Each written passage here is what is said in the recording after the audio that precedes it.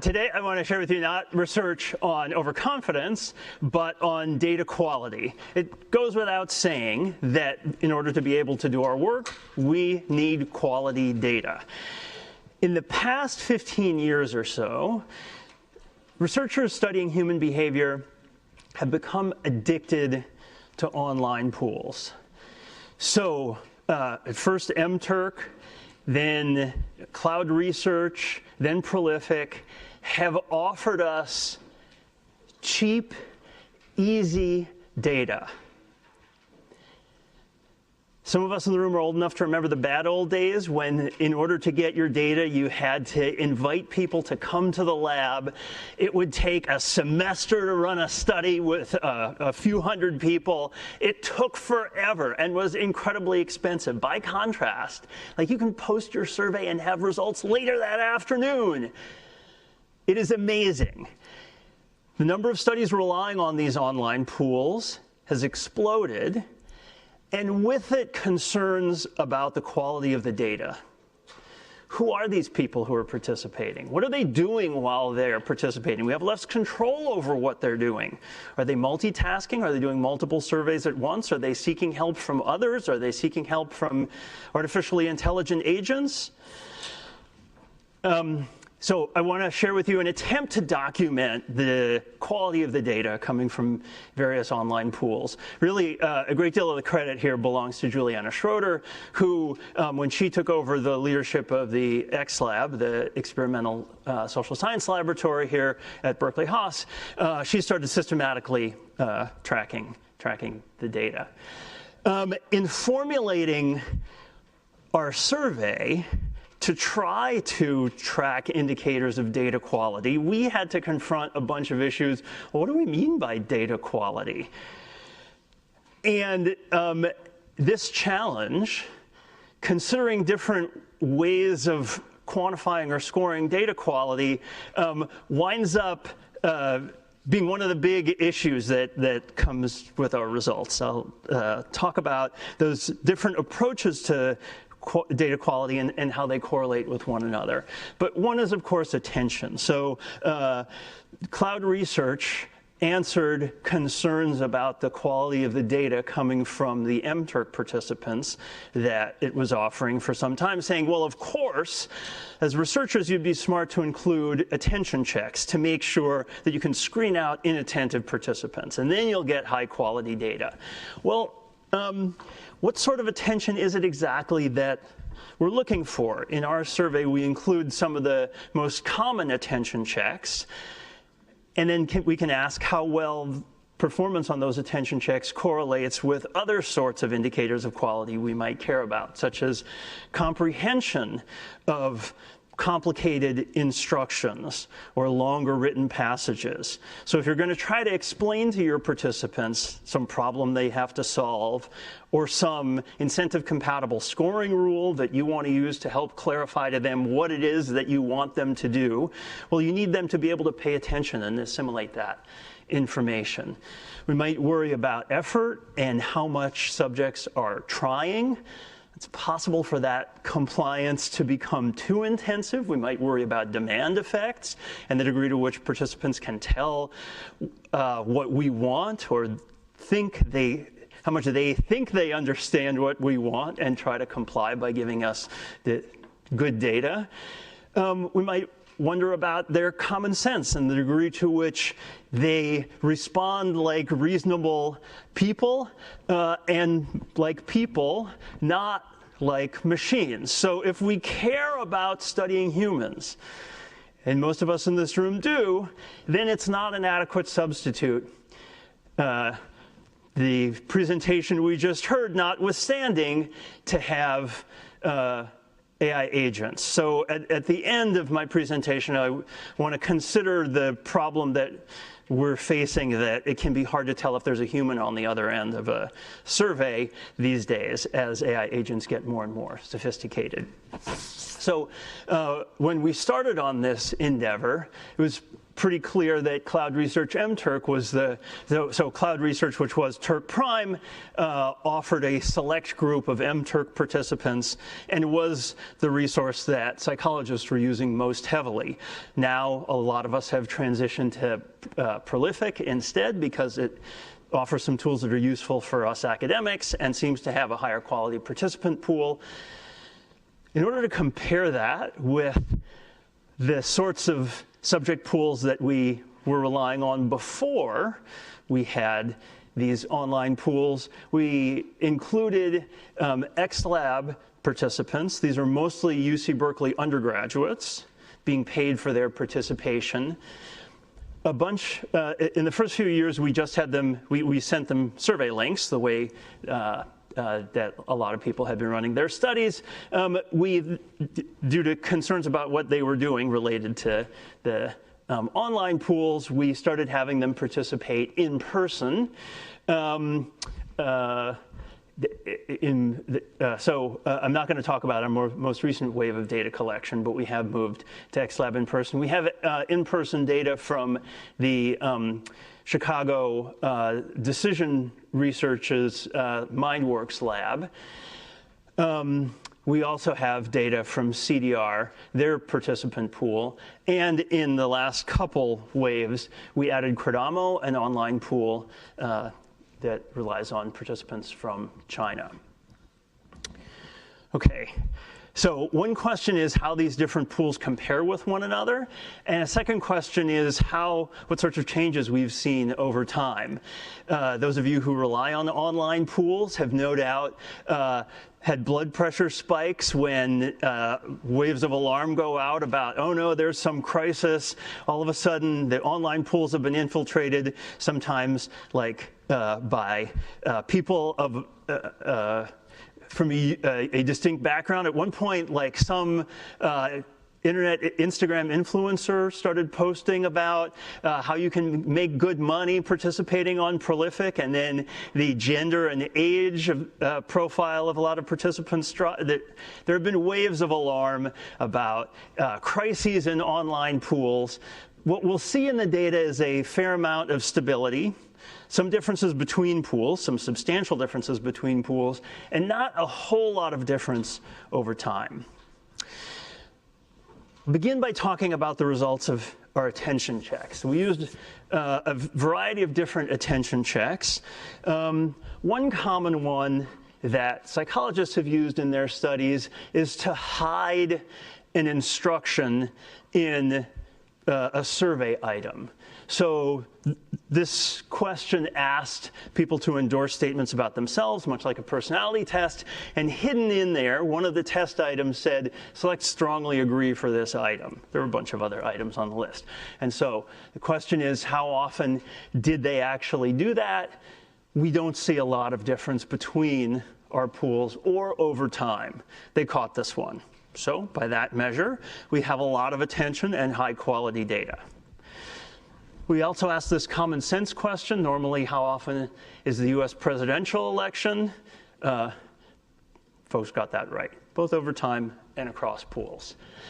Another question, attention check, this one that people use with some frequency or variants of it. You have a long, boring preamble and a question. Count on people's attention to waver, and they jump to the end. What country are you in? All the participants were in the United States on these, and hidden in there, of course, is this was not in red on the actual question. It was in black. If you're reading this, please ignore the question. Select Italy. What percentage of people actually did? Well, by these measures, it's the Cloud Research participants. This is a select group of MTurk workers. They did the best in clicking the Italy button as instructed in the question. And it is the UC Berkeley undergraduates who missed it. Worse data from them. They aren't paying attention. We also asked, how closely do you pay attention to instructions and tasks when you complete surveys? Here again, the the UC Berkeley undergrads don't look so great. At least by their own testimony, it is the cloud research participants, the MTurk workers, who claim they pay most attention. That's just, different takes on what attention means. Which is the right one? I don't know. We asked this question that involved some thought and reflection. English comprehension was helpful. Sally and Molly are best friends. They live together in an apartment and have many friends over. Sally's best friend is Tom. He loves to ski and read. Molly's best friend is Samantha. She loves to travel with Molly. Their next destination is going to be Greece. Using the text above, who does each of the pronouns refer to? Did they get 1, 2, 3, or 4 of these right? Well, UC Berkeley undergraduates, they look pretty good on this one, the gold line. Here, the cloud research MTurk workers, they don't look like they're getting it so well. So a different measure of attention with different comparisons between the groups of participants. We also asked them to write for us. We gave them a written assignment. Please describe in detail the plot of the last movie you watched. Please write at least 4 sentences. The more detail you can provide, the better. The UC Berkeley undergraduates did okay on this one. The cloud research MTurk workers, not so well. Similarly, we asked, please describe the best survey you've taken on this platform. Write 3 sentences about it. And the worst here are the community sample. So this red line is the community sample from XLab, which we just used in 2021 and 22. These are folks from around Berkeley who are not affiliated with the university. The number of them is small, and we had trouble getting enough of them to participate, which is why we discontinued it after 2022. These are sort of demographic profile results characterizing who these people are and what experience they've had taking surveys. Striking here is, of course, the sophistication, or at least the experience of the folks on pools like cloud research. So the MTurkers, they're doing lots of surveys. Lots of surveys. If you're using instructions or an experimental treatment that other researchers are using, don't count on these people being naive. So they will have encountered the cognitive reflection test before, which might influence. It doesn't mean that they necessarily get it all right, but the items are familiar to them. They are not naive in their experience of those survey items or experimental treatments if a lot of people are using them.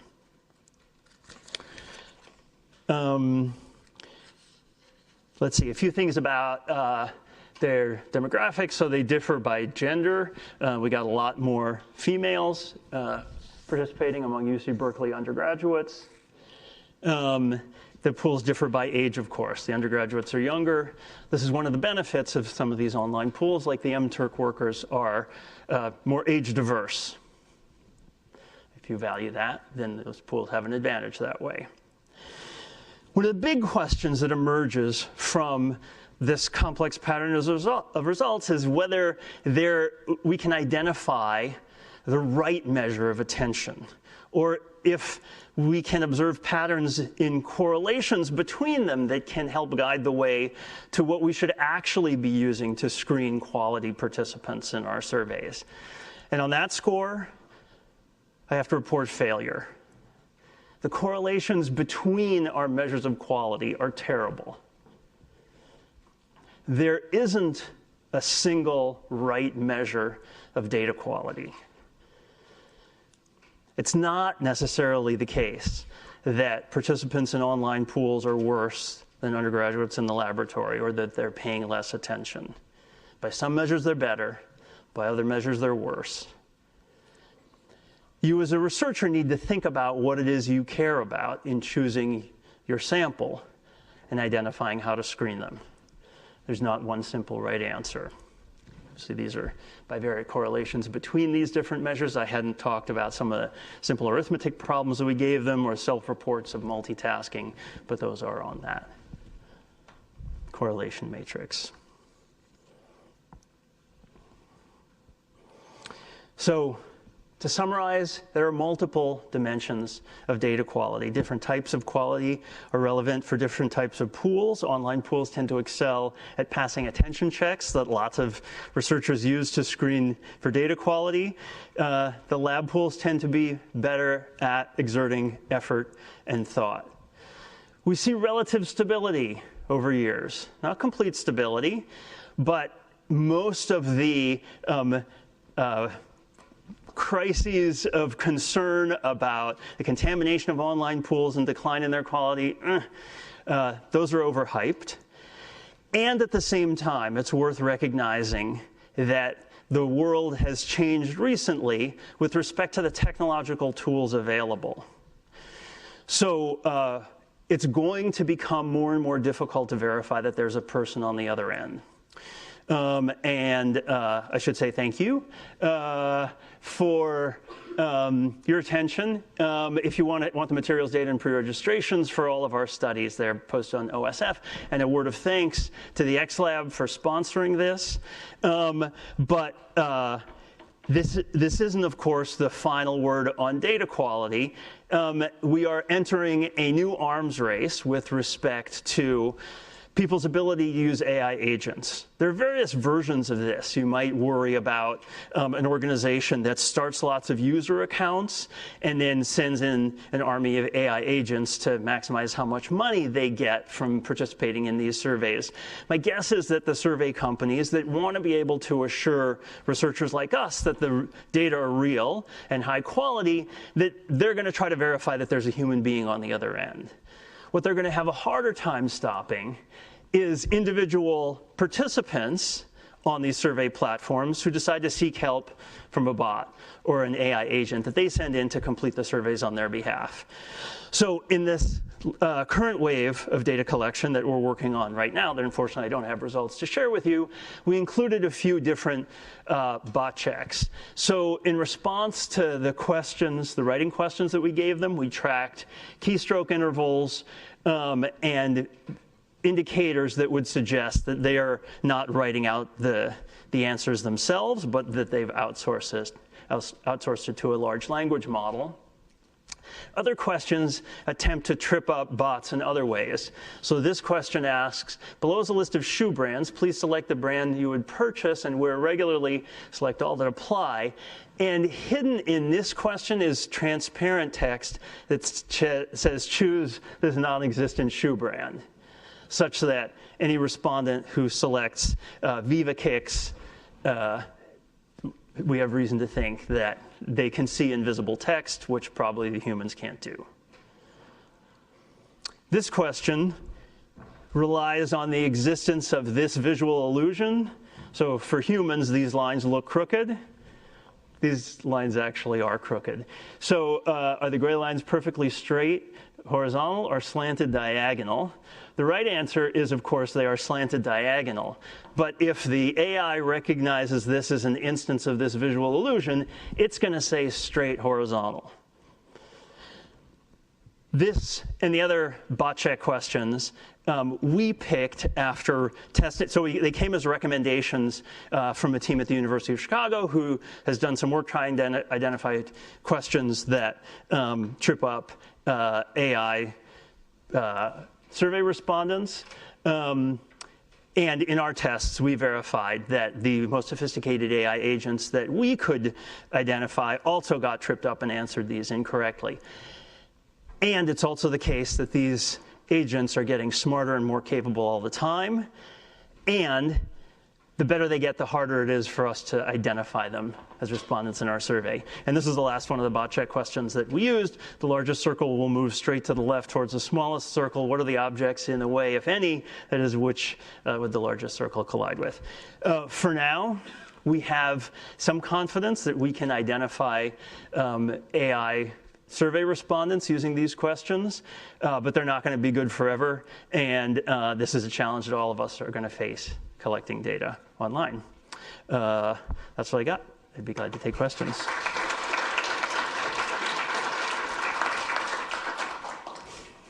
Yeah. Even aside detecting that there was a person, a video camera or something, or IDs checking and whatever is that, how representative do we really think these people are if they've already answered 500 or 800 surveys? Doesn't that already move them in a wider realm of what an average human would do? And do we think that really doesn't influence? Yeah, okay, so if you couldn't hear the question is, aren't these pools already distinct from the population at large by virtue of the fact that they're taking surveys online for modest compensation, shall we say? Every pool is distinctive in some way. There's no pool that is perfectly representative of the US population or the world population. And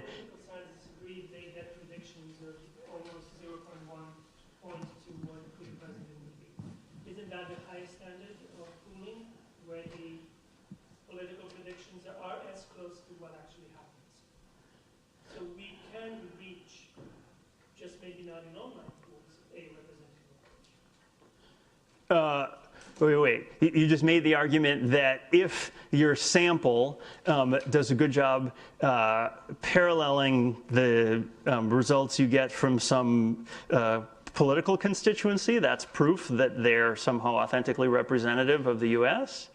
That has been the argument in political science, hasn't it been? That they I mean, have the highest prediction of real-life results with the pooling that happens before that or the actual results? Similarity on one dimension between a sample and the population to which you're trying to generalize is not conclusive proof that they're representative on all the dimensions that you care about. And any way that you try to find your subjects will necessarily make them distinctive in some way or other. Is there something distinctive about online pools? Yeah. Many of them are motivated by money. Maybe that makes them more attentive to financial compensation. If the alternative is students in the lab, I don't think our data suggests that that's so much better. You can often pay data providers, including cloud research, including Qualtrics, to get you a representative sample of Americans, and they try to match the people that they give you with the broader population on various dimensions like age and race and income and stuff like that. Do they do a perfect job? Absolutely not. They'll charge you a bunch more data, much more money, but I think the evidence that they do a good job matching the population on all dimensions is not great. So are online pools distinctive? Does that eliminate their comparability to the larger population? No. Other questions? Yeah. Thanks. Thank you.